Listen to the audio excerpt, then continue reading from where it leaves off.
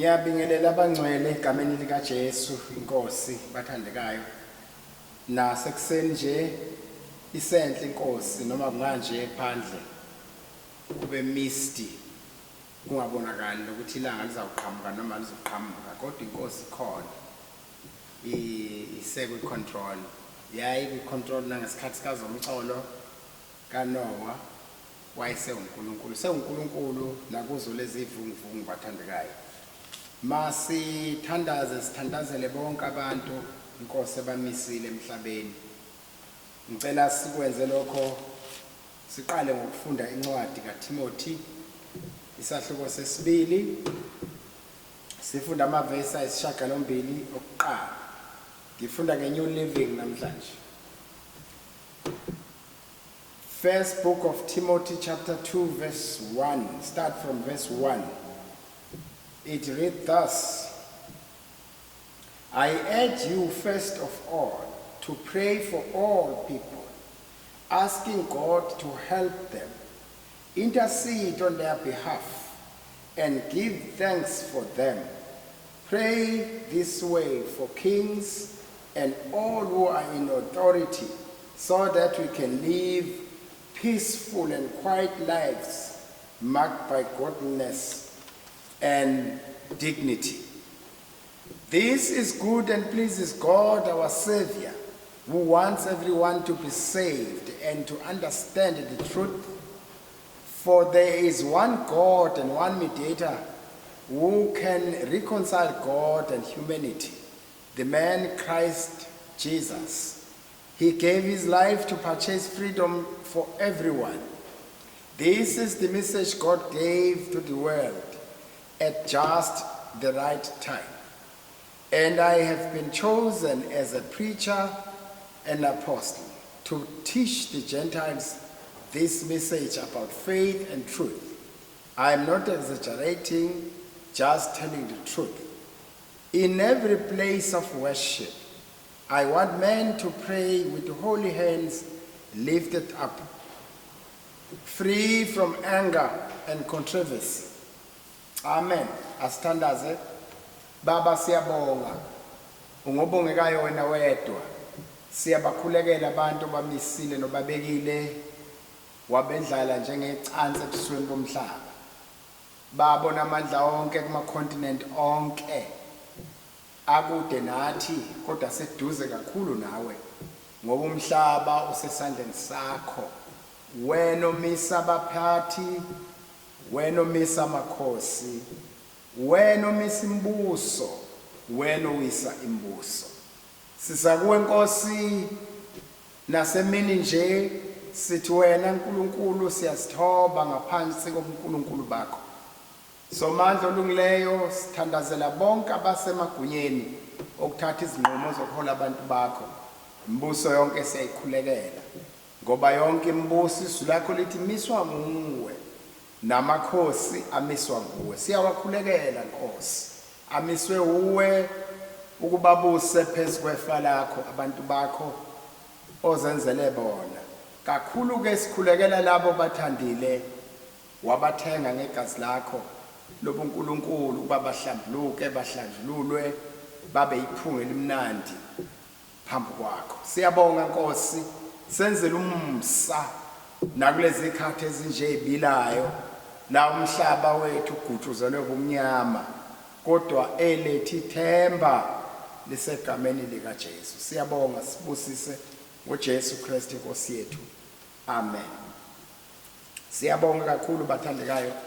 Ngaphandle kuba ngichitha isikhathi senu bafowethu esingekho, siyajabula manje ngoba sesikwazi ukukhonza ngisho sisendlini. Use bedroom inkonzo yangena, ugeza iyangena, uhamba endleleni emotweni iyangena inkonzo. Ayinayo indawo eyodwa fixed ukuthi uyilalela la ngesikhathi bani. Lena nje nguyo uyilalela nantambama nasemini noma kusiphi isikhathi. Kodwa bengifisa sihlanganyele sifunde izwi lenkosi. La namhlanje kukhona into engithintayo bathandekayo emoyeni wami kunale ncwadi nje elokhu ihlezi bulokhu ibuya sengibathe ngiyakhuluma ngayo iphinde ibuye etholakala encwadini kaNumeri chapter 16 ngesingisi Numbers chapter 16 verses number 46 to 48.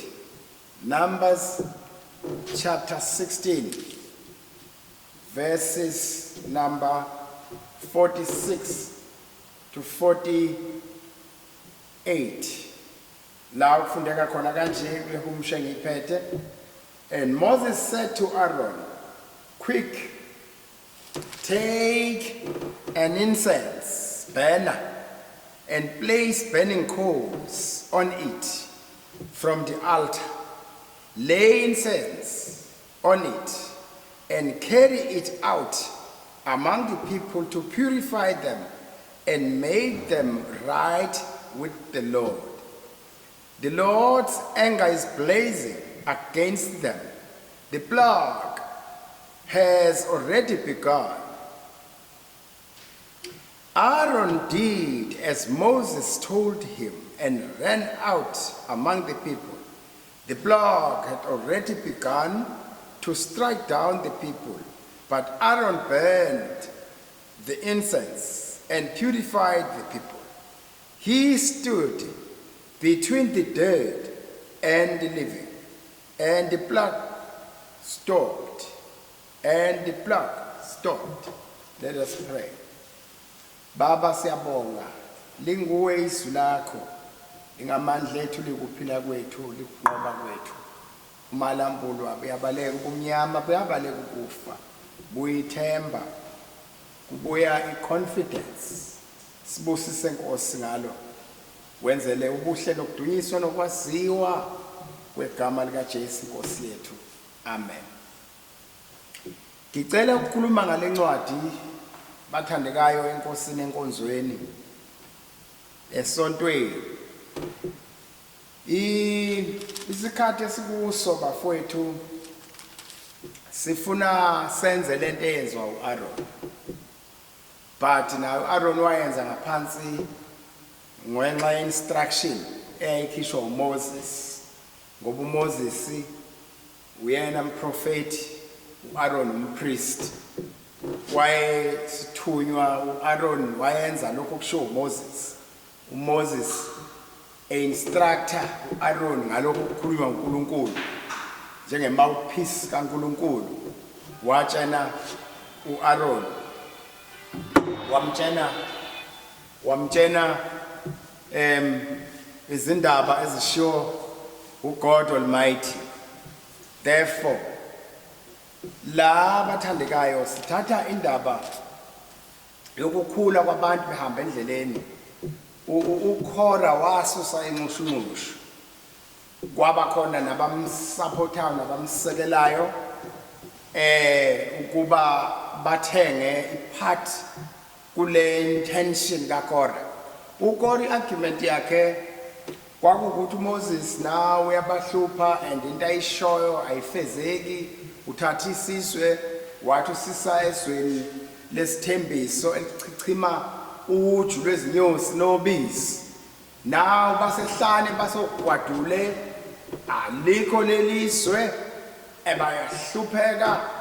Wasevele-ke vukela umoya-ke ngokuthi no, angacabanga uMoses ukuthi uyena yedwa okwazi ukwenza izinto nabo bangazenza, futhi kungakhethwa nabo uKhora songathiwa sifuna lesikhundla sobupristi nokuthi naye abe umholi, kanti uNkulunkulu ukhethe uMoses. Wase sisuka umoya-ke ukuthi alweke noMoses-ke naye wabika uNkulunkulu, nangu sekusuka umuntu lapha ofuna ukuvimba lokhu ongithume khona ukuba kwenzeki, ngoba yonke into esiyenzayo noma ngabe kuyinhle kangakanani, good kanjani, ine-opposition. Ukuba ne-opposition kwento akusho ukuthi opposition is because leyo nto ayikho genuine. Yonke into nje iphila ivela kuNkulunkulu iba ne-opposition. Yaqhamuka ku-opposition-ke imindeni yalamadoda uKhora, uDathani, uAbram, basuka-ke bonke bagcwala lapha basusa isiyalo yakhe. uNkulunkulu-ke ngokudinwa kwakhe, ngoba uNkulunkulu uyadinwa ngumuntu oyi-stumbling block nowenza nofaka ama-hindrances endleleni yakhe asuke eyiplanini.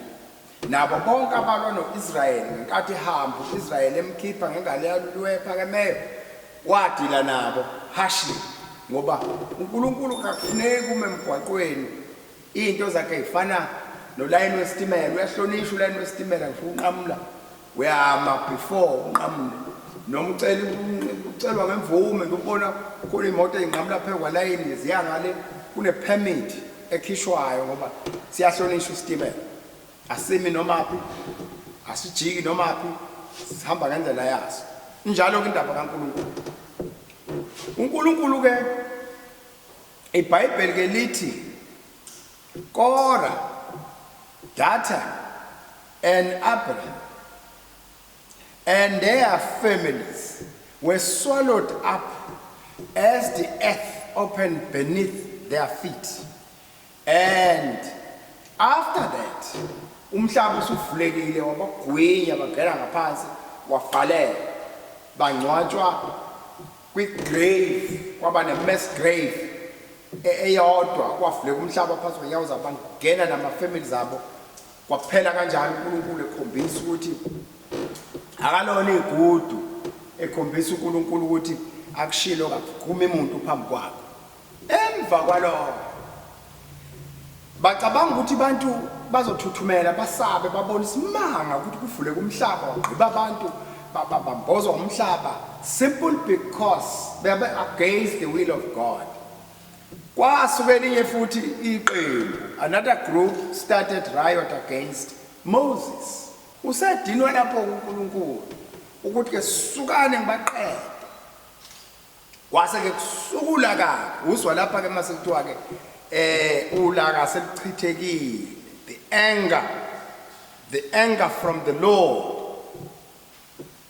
is blazing. Seluchithekile ulaka, abantu sebeyafa. Manje uMoses uyabathandazela Nkosi yami, uyambona lo muntu wayekholwa uthandazela abantu abalwa naye, uthandazela abantu abashaya itoyitoyi against him. uNkulunkulu sebajezisa bacelela uxolo, uthuma ku-Aroni.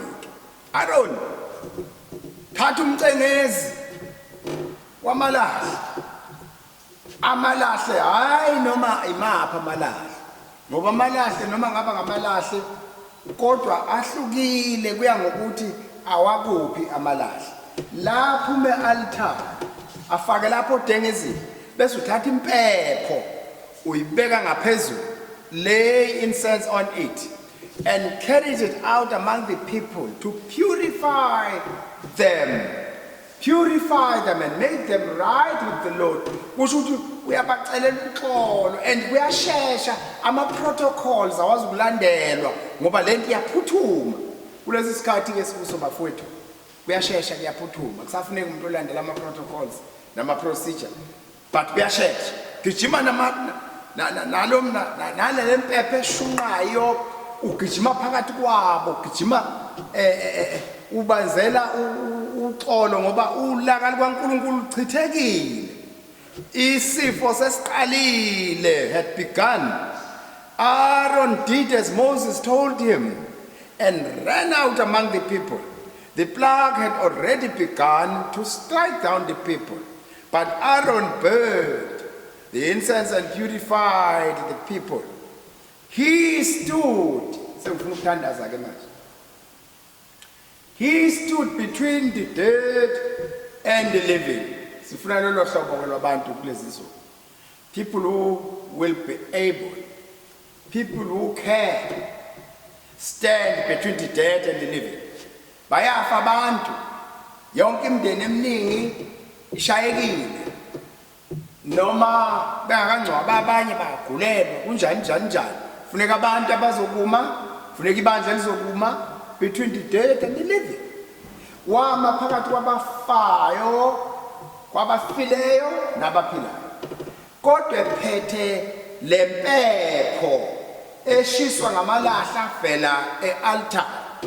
Wagijima nayo phakathi kwabo ebapurifya ngoba ulaka it's a fact bazalwane njoba kuvele coronavirus njoba sifika sonke sifake imfonyo ulaka lichithekile likaNkulunkulu so sekufuneka abantu abazothi make them right with the law abantu abazogijima nalempepho begijima phakathi kwabafayo nabaphilayo ucela uxolo nokushweleza ukuthi shwele Nkosi siyazi thina esikholwayo ukuthi ulaka likaNkulunkulu chithekile ingakho ke manje singcwaba ingakho ke manje sifelwa ngabantu ngoba ulaka likaNkulunkulu lichithekile so uAaron wama phakathi kwabafayo nabaphilayo his action prevented further death among the people further death leso senzo sakhe his action leso senzo sakhe savimbela ukuthi ungabe kusaqhubeka ukufa kume although ukufa kwasekuthathe 14,700 people abafa ngaleso sikhathi ulaka lichithekile uxolo lungabikho action so what I'm saying in ngamazwi amafishane what I'm saying ibandla abazalwane abangene action yokucela uxolo ngoba ulaka lichithekile ibandla nabazalwane abame phakathi kwabafile nabaphilayo ibandla nabazalwane should stand with their feet uyibandla nabazalwane landa amalahle altar ibandla nabazalwane alifaka impepho phezulu amalahle aqhamuke altar ibandla nabazalwane bagijime phakathi kwabafileyo nabaphilayo Nkosi makenibusise inkosi mayenza umsa phezukwethu masiphile basiyaphila bazalwane noma manje sifelwe ngabantu ukukhala abantu uginqika abantu phansi but ukhona uNkulunkulu God is alive and God is still in control ifuna nje abantu abazosukuma balanda amalahle altar bashisa impepho bagijime phakathi kwabafayo nabaphilayo mayembusise inkosi ngicela ukuthandaza nani baba wethu ongcwele siyabonga Nkosi siyabonga msindisi wethu siyathandaza Nkosi yami nansi imindeni hanjelwa abanye ngabathandiweyo bayo hanjelwa abanye ngobaba bamakhaya abanye ngomama bamakhaya abanye ngamadodakazi abanye amadodana baba ongcwele wena nguyisolo namhla kuze kube phakade siyathandaza sishisa impepho sigijima phakathi kwabo sigijima ukuba ulaka lo menkosi ngegama lika Jesu noma sekunje siyakholwa wena mawungasukuma kuyawuthula konke ngoba wena nephepho ziyakulalela uyasithulisa isiphepho sexakekile wonke umuntu esexakekile kodwa uyasukuma uthi isiphepho masithule sithule wakwathulisa ulwandle wakwathulisa uyawuthulisa nje umsindo nenxokozelo wawuthulisa enhlizweni zethu nabo bonke abasindisiweyo wawuthulisa umsindo ngaphakathi siyakholwa Nkosi siyabathandazela abagulayo for babaphile Nkosi ngoba igama lakhe liphilisayo thina sazi igama sani kwigama okwathiwa kulikhe linikiwe ngaphandle kwelika Jesu ukuba abantu basinde ngalo senzele umsa Nkosi egameni lika Jesu Kristu umsindisi wethu amen amen God bless you.